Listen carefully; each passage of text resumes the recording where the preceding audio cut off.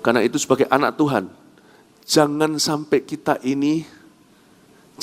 kita itu lemah berkat. Kalau diberkati semua prinsip, hancur ke tanah. Ada orang itu yang lemah berkat loh.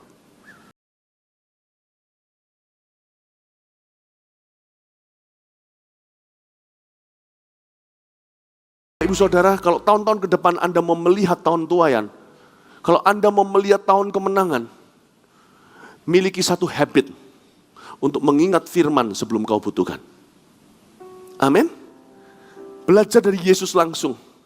Bahwa Yesus tahu, kata-kata ini penuh kuasa. Sesudah itu karena Yesus tahu, because Jesus knew, bahwa segala sesuatu telah selesai. Berkatalah ia supaya genap yang ada tertulis pada kitab suci. Aku haus. Kata aku haus ini kasihan Tuhan Yesus. Seingat saya, kata aku haus ini pernah diucapkan dalam perumpamaan Tuhan Yesus. Orang kaya di dalam neraka karena dosanya, karena masa hidupnya dia egois sekali. Dia ketemu sama Lazarus yang duduk di pangkuan Abraham. Ingat cerita itu. Lalu perkataan sama yang keluar dari mulut Yesus itu keluar dari mulut orang yang jahat ini selama hidupnya jahanam terhadap orang miskin. Dia berkata, aku haus. Lalu dia minta lebih lanjut, minta Lazarus celupkan jari kelingking kecilnya, teteskan air sedikit aqua di mulutnya. Yesus sebenarnya di atas kayu salib itu, he experience hell. Karena kata aku haus itu sama tonasinya dengan dalam perumpamaan Yesus, dengan orang dalam perumpamaan Yesus yang terbakar hidup-hidup dalam lautan api dan berkata, I'm thirsty. Jesus experienced hell on the cross for you and me, so you and I don't have to go to hell anymore. Yesus merasakan apa rasanya dalam api neraka sekalipun dia dipaku, bukan dibakar. Tapi jiwanya terpisah dari Bapaknya, seolah-olah selamanya 1 menit seperti forever. Dan perasaan yang sama saya bisa bayangkan dalam jiwanya sudah kebakaran. Dia merasakan neraka beneran di atas kayu salib itu. Yang dia takutkan bukan pakunya atau cambukan 40+1. Karena itu teriakan dia bukan sakit paku ini membuat infeksi. Melainkan Eloi, Eloi lama sabaktani. Allahku, Allahku, mengapa kau meninggalkan aku? Teriakan yang sama dari sanubari seorang juru selamat yang tiba-tiba seperti seorang berdosa terkutuk di neraka. Padahal dia di sana karena dosa kita. Sedangkan orang kaya itu di neraka karena dosanya. Sama-sama berseru dari 2 sisi. I am thirsty, aku haus sama-sama. Supaya kita tahu what Jesus truly experience. Apa yang Yesus sungguh-sungguh alami di atas kayu salib itu bukan cuman sakit fisik. Dia mengalami pemisahan seolah-olah kekal dengan Bapaknya. Supaya Anda dan saya tidak harus binasa. Dalam kondisi yang sesakit itu, dia perhatikan blueprint hidup dan firman atas hidupnya. Dan dia tidak jadi aji mumpung cari shortcut. Jadi orang Kristen harus tahu panggilannya. Saya diajari sama Tuhan dalam calling saya untuk tidak aji mumpung. Kalau saya mau kalau saya mau memakai semua kesempatan yang mengetuk pintu saya hari ini, mungkin saya tidak di sini. Karena itu sebagai anak Tuhan, jangan sampai kita itu lemah berkat. Kalau diberkati semua prinsip, hancur ke tanah. Ada orang itu yang lemah berkat loh. Kayak alergi kacang gitu loh. Makan kacang bengkak. Ada orang kena berkat langsung bengkak. Langsung dia hilang semua prinsip hidupnya. Bapak ibu saudara, jangan jadi orang Kristen aji mumpung. Know every day through the word of God who you are and what you're not. Kenali tiap hari melalui firman Tuhan dan pewahyuan Roh Kudus lewat kedekatan dengan Tuhan, lewat roh doa. Siapa Anda dan Anda bukan siapa. Supaya nanti suatu hari knock, ada yang ketuk pintumu, menyuguhi anggur bercampur mur. Anda berkata, no, Tuhan tidak pernah berkata itu untuk hidupku. No, thank you. Mau kasih amplop kayak, kasih kesempatan kayak, kasih satu audisi kayak, whatever it is, kalau memang bukan.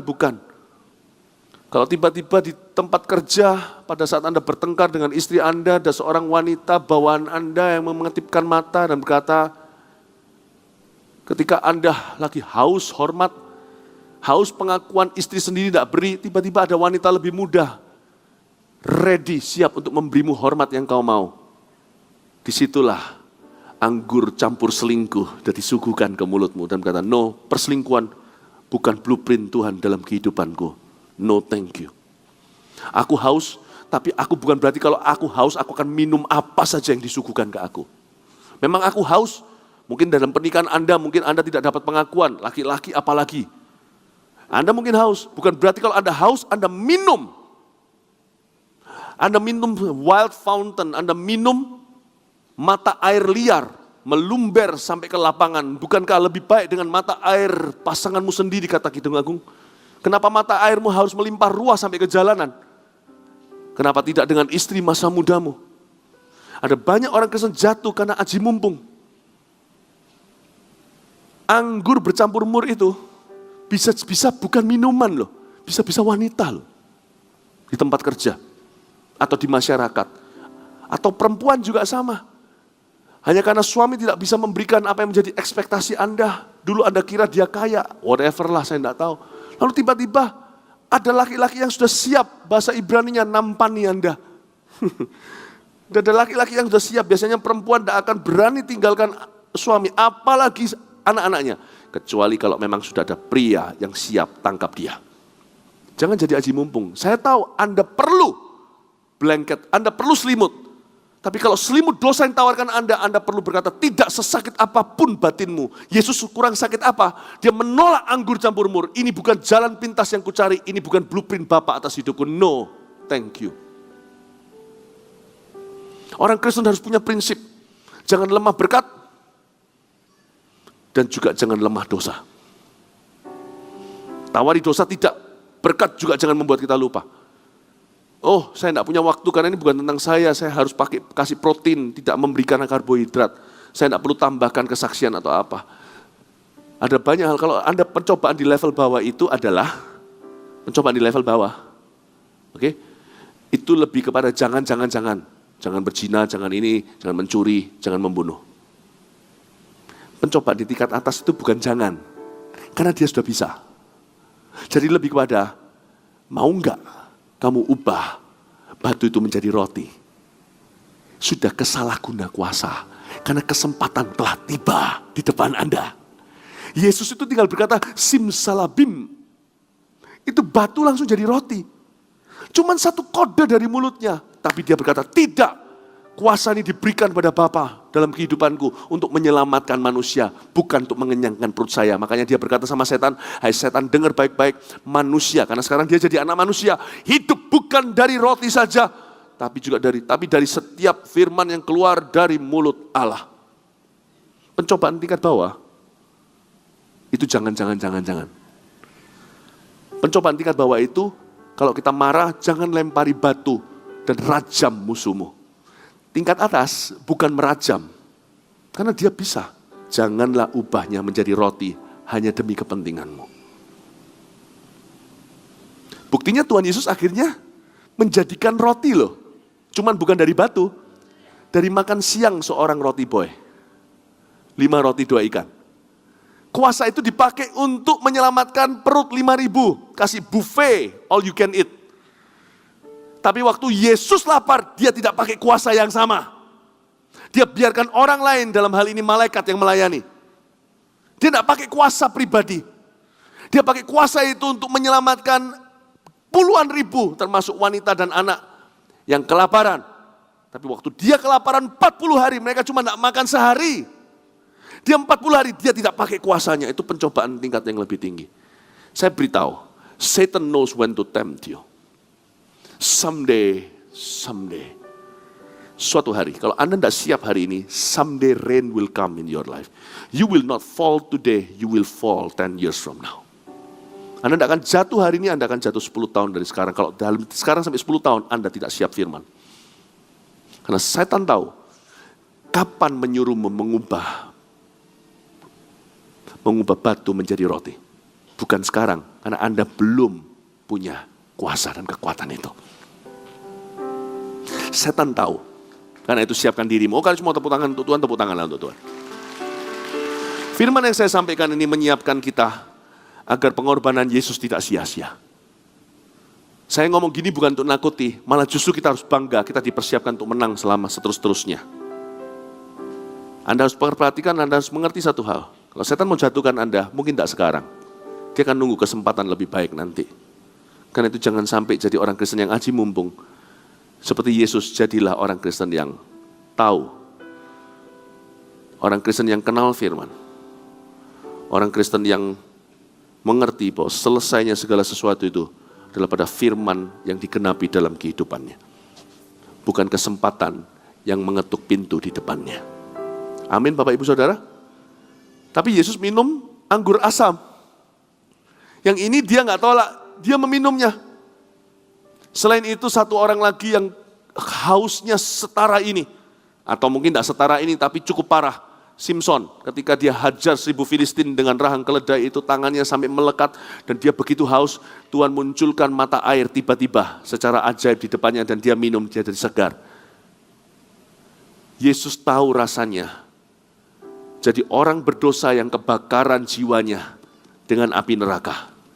Yesus tahu rasanya sebagai seorang pekerja Kristen yang burn out. Bagaimana memulihkan staminamu. Rasa haus yang sama ketika Yesus berkata, aku haus. Itu dalam dimensi yang sama seperti Simson dan juga seperti si orang kaya itu. Dari sini kita tahu Yesus adalah Mesias kita dalam segala hal yang kita hadapi. Coba lihat ayat yang ke-30. Sesudah Yesus meminum anggur asam itu, berkatalah ia sudah selesai. Jadi ada sisa satu. Semua nubuatan digenapi, cuman sisa terakhir itu dia haus. Yesus taruh kebutuhannya di tempat terakhir. Dia yang mengajarkan kepada kita, barang siapa kehilangan nyawanya, dia akan memperolehnya. Barang siapa memperolehnya, mempertahankan nyawanya, dia akan kehilangan nyawanya. Dia mempraktekkan khotbahnya sendiri. Dia taruh kepentingannya di paling belakang. Kalau bicara soal haus, dari tadi sudah haus. Tahukah berapa jam dia digantung di kayu salib itu? Pernah nggak kita upacara sekolah, siapa pernah pingsan? Saya nggak pernah sih, tapi haus setengah mati. Ini ditelanjangi dengan berdarah semuanya, dicambuki sudah. Dia dijemur seharian melewati pukul 12. Karena dia dari pagi sudah memikul salib itu ke Kalvari. Yesus haus dari tadi. Tapi kalau melayani itu ingat satu hal. Melayani bukan cuma di gereja, melayani keluarga. Tuhan mau kita menjadi sacrificial leader seperti dirinya. Kematian Yesus mengajarkan kepada kita untuk menjadi seorang pemimpin yang mau berkorban terlebih dahulu. Sedangkan kebanyakan orang Kristen hari ini tidak tahan uji. Dalam bekerja untuk Tuhan atau melayani sesamanya, kita teriak dulu di depan, aku haus. Baru setelah itu melayani orang, belajar dari Yesus. Dia layani semua, terakhir dia mikir, apa lagi yang kurang ya? Aku haus. Dia mengesampingkan kepentingannya dulu, bahkan perasaannya, lalu mengemukakan orang lain. Khususnya Bapaknya. Makananku ialah menyelesaikan pekerjaan Bapakku dan melakukan kehendak Bapakku dan menyelesaikan pekerjaannya. Jadilah orang Kristen yang tangguh. Darah Yesus sudah membasuhmu. Kita punya DNA-nya. Ya, kita ini sudah kena darah Yesus, berarti kita punya DNA-nya. Apapun yang Anda kerjakan untuk Tuhan dan orang lain, jangan keluarkan perasaanmu di depan. Selesaikan your due. Selesaikan bagianmu. Terakhir baru mikir, iya apa lagi? Tuhan, bless me. Bless me now my Savior. I come to you. Kebanyakan kita enggak begitu. Kita baru melayani pasangan kita, pada pernikahan kita adalah pernikahan kudus diberkati di dalam gereja. Baru melayani belum lama sudah mengeluh. Bagianku mana? Kamu enggak pernah cinta sama aku. Atau yang lain, kamu enggak pernah hormat sama aku. Kapan kamu muji aku? Yesus enggak gitu ya. Layani dulu, melayani lebih dulu. Melayani lebih dulu. Seperti Tuhan lebih dulu melayani aku Melayani lebih dulu. Layani dulu. Jangan banyak bicara. Baik itu dalam keluarga, company, perusahaan, praktekkan yang namanya servant leadership. Tuhan Yesus itu hamba. Yesaya 49 berkata, itulah hambaku yang berkenan kepadaku. Dia akan menjadi terang bagi bangsa-bangsa. Terlalu kecil bagimu untuk menjadi hambaku. Promosi itu dari Allah. Tenanglah. Dikatakan juga di Alkitab tentang fasting atau berpuasa, Yesaya 58 kalau nggak salah. Maka kebenaranmu akan merekah seperti fajar. Hakmu itu dari Tuhan. Jadi orang ya, baik dalam gereja situasinya, ataupun dalam keluarga, ataupun dalam pekerjaan Anda, layani dulu. Promosi itu nanti datang dari Tuhan. Justru orang yang banyak bicara haus, baru jalan satu langkah, aku haus, minumku mana? Aku haus, mana rewardku, mana upahku? Orang gitu tidak akan dipakai Tuhan. Kayak Yesus, hamba Tuhan sejati.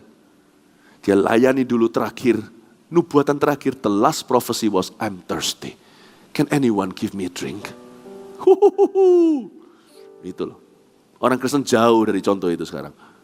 Mungkin Anda berkata, iya karena dia Tuhan. Bukan, dia anak manusia, dia memberi teladan. Kalau Tuhan bisa, Tuhan punya DNA di kita, kita bisa.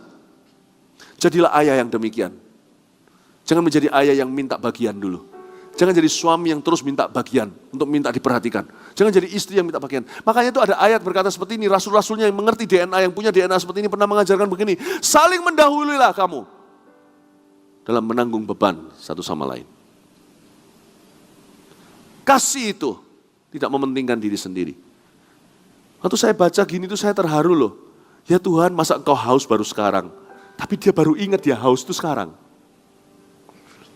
Mari kita bertumbuh satu hal. Mari kita tidak targetkan tahun-tahun ke depan kita tambah kaya, rumah kita tambah berapa, ya kan? Akun kita di bank semakin membengkak, bukan. Mari kita jadikan target mulai hari ini, Jemaat Mawar Sharon. Menjadi seperti Kristus artinya, menjadi semakin selfless, dia harus makin bertambah, kita harus makin berkurang. Bukan cuma lawan Tuhan, lawan orang lain. Jadilah orang-orang yang selfless, mari kita bertumbuh ke arah sana. Menjadi orang-orang yang tidak mementingkan diri sendiri, itu memuliakan Tuhan. Amin. Lalu sesudah itu dia berkata, sudah selesai. It's beautiful. Tadinya dia berkata, let not my will be done but yours. Bukan kehendakku yang jadi, tapi kehendakmu yang jadi. Akhirnya dia bisa jadikan. Setelah dia minum, Tuhan bilang apa? Sudah selesai. So beautiful. Lalu ia menundukkan kepalanya dan menyerahkan nyawanya. Kedua penyamun di samping kanan kirinya mati. Yesus menyerahkan nyawa, ada perbedaannya. Kita semua akan mati, kita semua akan meninggal dunia. Tapi ada orang yang matinya itu dicabut nyawanya, ada orang yang menyerahkan nyawanya. Saya mau jadi orang seperti itu. Itu yang disebut mati adalah keuntungan karena hidup adalah Kristus. Hiduplah se-selfless ini, hiduplah setidak egois ini. Sampai suatu hari ketika giliranmu dipanggil Tuhan, ini mimpi saya sih.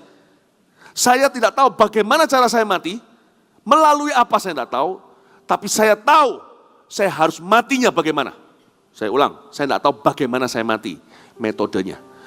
Karena saya tidak tahu. Sakitkah? Saya akan apa? Atau normalkah? Saya tidak ngerti. Saya bukan superhero, saya bukan orang istimewa. Saya mati sama dengan Anda seperti layaknya cerita manusia. Saya tidak tahu bagaimana saya mati, tapi saya punya perjanjian dengan Tuhan. Tuhan, jangan sia-siakan kematianku. Aku hidup demikian rupa. Mengesampingkan kepentinganku untuk orang lain dulu, paling tidak matiku harus glory. Bagaimana mati aku tidak tahu. Tapi saya tahu saya harus mati bagaimana. Coba ya, coba direnungkan. Bagaimana mati, gua nggak tahu. Tapi saya mati gimana, saya harus tahu. Saya mau suatu hari, matinya menyerahkan nyawa saya kepada Tuhan. Kayak Tuhan Yesusku. Saya mau bernafas lega, entah kondisinya seperti apa, saya mau berkata, I'm ready, take me. Saya mau punya perjanjian, bukan seperti orang-orang Kristen, oh no, aku mau mati, Tuhan ampuni. Lalu mati, nggak tahu Tuhan ampuni nggak. Atau sebelum mati, nyesel anaknya nggak pernah cintai, maybe I didn't love you quite as good as I should have. Sebuah tangisan jeritan kepada istrinya, karena dia tidak pernah mencintai dan setia kepada anak-anaknya, tidak pernah jadi papa yang baik. Saya tidak mau mati kayak gitu. Mati seperti itu interupsi. Itu mati tidak glory. Saya mau matinya gini, I'm ready. Take me. Bam, I'm gone. Saya mau matinya menundukkan diri seperti Tuhan Yesus. Lalu ia menundukkan kepalanya. Tanda submission. I'm ready. Take me, Father. dan menyerahkan nyawanya. Kita semua kuliah 4 tahun, buat paper, skripsi, semuanya untuk apa? Untuk sekali wisuda pakai toga. Kita punya toga itu nanti kematian. Kalau bukan kedatangan Tuhan kedua kali. Tapi Pak Pastor Philip, apakah kita hidup sedemikian rupa hanya untuk mati? Sekalipun hanya untuk mati kayak gitu. Worth it. Belanin saudara. Karena mati itu hanya gerbang. Setelah itu kita hidup di sini 80 tahun katakan. 780 penuh dengan susah kata Musa. Di sana 80 tahun kali 8. 640 tahun. Kuadratkan 8. Forever and ever selama-lamanya. 80 tahunmu ini cuma satu titik pasir di tepi pantai. Kalau saya hidup demikian rupa skripsi di hidup ini. Skripsi saya adalah untuk saya tidak egois. Skripsi saya adalah mendahulukan orang lain di dalam nama Tuhan. Dan apalagi mendahulukan Tuhan. Saya hidup adalah Kristus. Saya mau setelah saya mati. Reward saya forevermore. Wahyu berkata mereka tertidur, mereka istirahat dari jeripayanya kepada upah mereka. Andai kata hidup hanya untuk mati, saya mau matinya begini. Kalau matinya begini, saya mau hidup seperti ini. Kalau andai kata hidup hanya untuk mati, untuk masuk ke sorga selama-lamanya, hidup di rumah Bapa yang bakah, kekal selama-lamanya, Mazmur 23 ayat terakhir. Kalau memang hidup hanya untuk mati, satu kali mati, glory satu toga itu, saya mau. Karena saya tahu, tidak imbang ukurannya. 80 tahun di sini dengan 8 miliar tahun di sana. Jangan berdosa. Not worth it. Jangan jatuh. Jangan jual imun lagi. Imun aja jangan dijual apalagi imanmu. Jangan jual imanmu untuk satu karir naik promosi 3 tangga. Tambah pangkat cuman sementara di dunia. Lalu suatu hari juga dipensiunkan kan seragammu. Not worth it. Hiduplah untuk one death. Layani, so what? Saya ngomong gini gampang, saya ngerti. Anda tidak ngalami. Saya punya pernikahan baik-baik. Andai kata pernikahan Anda buruk. Kalau suami Anda yang selingkuh, hancur-hancuran. Anda jangan ikut selingkuh. Lebih baik Anda menikah tak bahagia. Tapi menyenangkan hati Tuhan seumur hidupmu. Lalu mati setelah itu, upahmu kekal selama-lamanya. Kalau perlu, maksud saya jangan gigi ganti gigi, mata ganti mata. Besarkan anakmu. Ya kan? Tidak perlu. Apa yang Anda bisa pertahankan, jangan cerai. Lebih baik daripada nanti dua-dua menghadap kepada Allah Bapa. Dua-dua salah. Mendingan satu aja yang salah, suamimu. Anda menghadap, menderita, tapi nggak salah. Aku menderita, tapi tidak salah. Sebelum Anda mati, Anda menundukkan diri. I have submitted to you in this life. Aku sudah tunduk kepadamu dalam hidup ini. Take me. Ketika Anda pergi ke sana, Tuhan berkata, baik sekali hambaku. Kamu disalahi, kamu menderita, tapi kamu tidak give up. Kamu tidak minum anggur campur mur. Kamu hanya minum apa yang telah kusuruh kamu minum. Kamu hanya makan apa yang telah kuberikan kepadamu. Kamu tahu blueprintmu, kamu tahu kehendakku, kamu selesaikan pekerjaanmu dalam kehidupanmu. Kamu menderita, tapi mulai hari ini kamu tidak akan menderita selama-lamanya. Aku akan buat kamu yang paling happy di surga. Kamu menderita, tapi kamu tidak salah. Suami Anda ketemu Tuhan nanti. Nah, ini yang salah. Daripada gara-gara suami Anda salah, Anda ikut salah, dua-dua salah, anak Anda semua adalah kesalahan. Hidup ini kalau menderita, jangan ngeluh. Hidup ini sementara. Anda tidak bawa semua rumah, pakaian Anda, semua berlian, tidak dibawa. Anda cuma bawa kelakuan Anda. Anda hanya bawa blueprint yang Anda genapi. Tuhan hanya melihat pekerjaan yang selesai atau tidak. Itu sesuai firman, bukan sesuai dengan hartamu. Atau sesuai dengan pencapaianmu, dapat gelar apa, pernah nyumbang apa, enggak. Tuhan akan melihat sesuai dengan firman yang digaris bawahi dalam hidupmu. Apakah itu digenapi, Tuhan akan anggap pekerjaanmu selesai. Bapak Ibu Saudara, kalau sekalipun kita harus menderita seperti Ayub seumur hidup untuk satu kematian, percayalah demi 800 miliar tahun, it's worth it. Hiduplah untuk satu mati itu.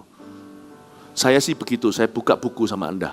Saya mau hidup demi supaya saya bisa suatu hari punya hak cukup untuk berkata, tundukkan kepala dan berkata, take me now. Hopefully dalam kondisi normal, tua berbuah, bukan dalam kecelakaan, bukan dalam musibah. Tapi andai kata juga, iya, so what? Aku tahu setelah itu aku kemana. Amin Bapak Ibu Saudara. Pelajari dari Yesus. Hari ini kita belajar apa?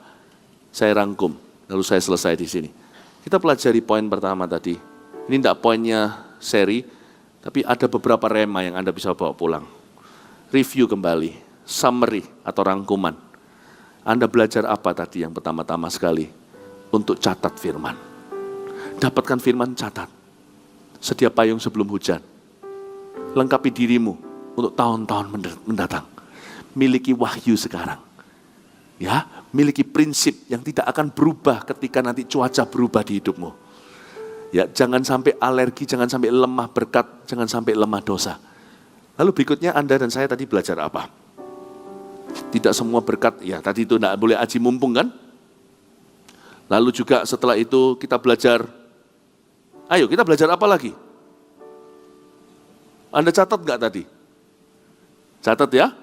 Kita juga belajar hari ini bahwa kita mau suatu hari menyelesaikan pekerjaan Tuhan dalam kehidupan kita, sehingga kita punya hak cukup untuk berkata, Tuhan, aku sudah selesai, dan menyerahkan nyawa kita.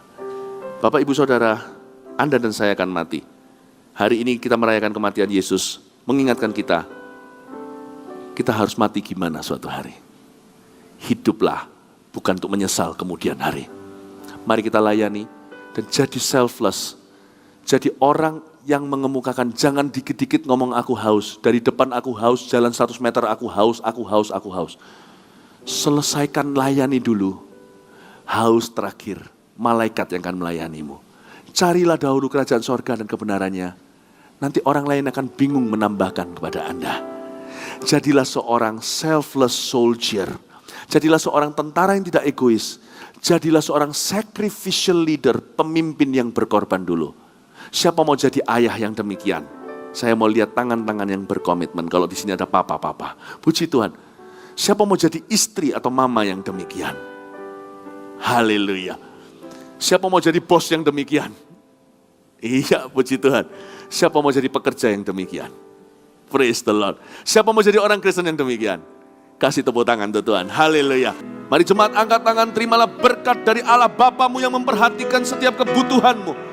Dia akan pernah meninggalkanmu. Abba selalu menggendongmu. Dan terimalah kasih setia dari Tuhan Yesus. Bahkan ketika kita tidak setia, Dia tetap setia kepada kita. Terimalah urapan persekutuan dengan Roh Kudus yang menuntunmu dari kebenaran pada kebenaran, kemuliaan pada kemuliaan, mulai sekarang sampai Maranatha atau sampai akhir hidup kita, di dalam nama Tuhan Yesus Kristus. Haleluya. Amin.